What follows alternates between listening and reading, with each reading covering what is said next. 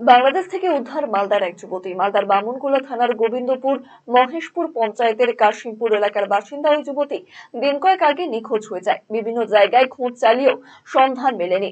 এরপর বামুনগোলা থানায় অভিযোগও দায়ের করা হয় যুবতীর পরিবারের পক্ষ থেকে। এরই মধ্যে ওই যুবতীর বাড়িতে ফোন করে জানায় সে বাংলাদেশের এক থানায় রয়েছে।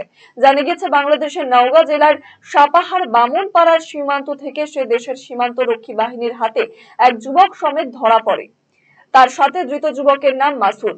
সে বাংলাদেশের নাগরিক। ঘটনায় ওই যুবতীকে গ্রেফতার করেছে বাংলাদেশের সাপাহার থানার পুলিশ। অন্যদিকে সোশ্যাল মিডিয়া সূত্রে ওই যুবকের সাথে পরিচয় হয়েছিল বলে দাবি পরিবারের। তবে পরিবারের সদস্যরা তাদের এই সম্পর্কের বিষয়ে অজ্ঞাত ছিল।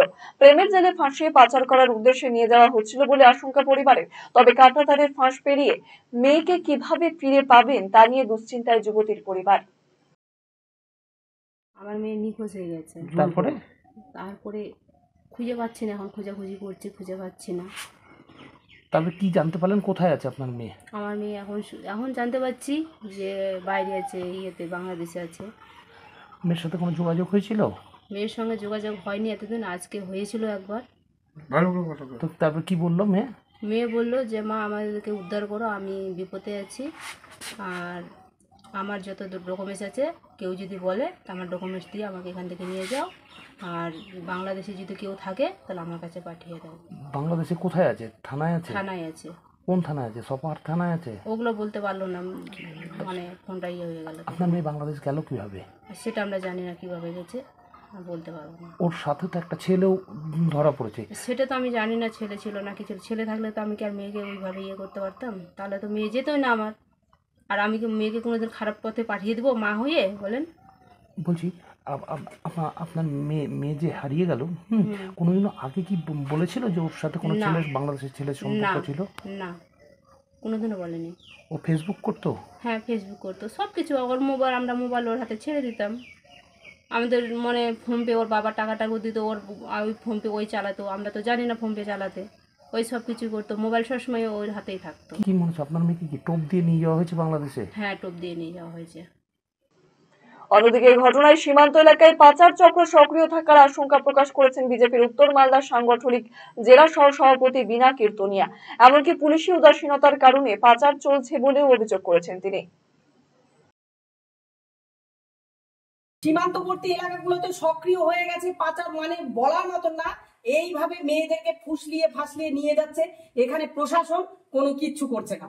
আজকে মাননীয় মুখ্যমন্ত্রী হয়তো বলবে যে বিএসএফ কিছু করছে না, কিন্তু আমরা বিএসএফ দের পাশে থাকি।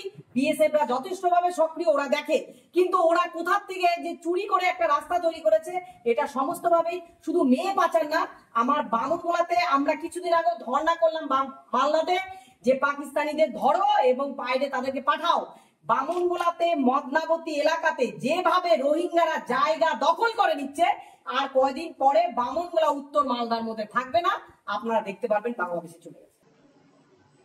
সীমান্ত পেরিয়ে ওদেশে প্রবেশের ক্ষেত্রে বিএসএফ এর নজরদারি নিয়ে পাল্টা প্রশ্ন তুলেছেন তৃণমূল নেতৃত্ব। বিজেপির যারা এসব কথাগুলো বলছে তাদেরকে কিছু আইন সম্বন্ধে জানা উচিত। এবার তারা জেনে বলছে না জেনে বলছে, এরা দেখেন রাজ্য সরকারের উপরে দোষ দিচ্ছে।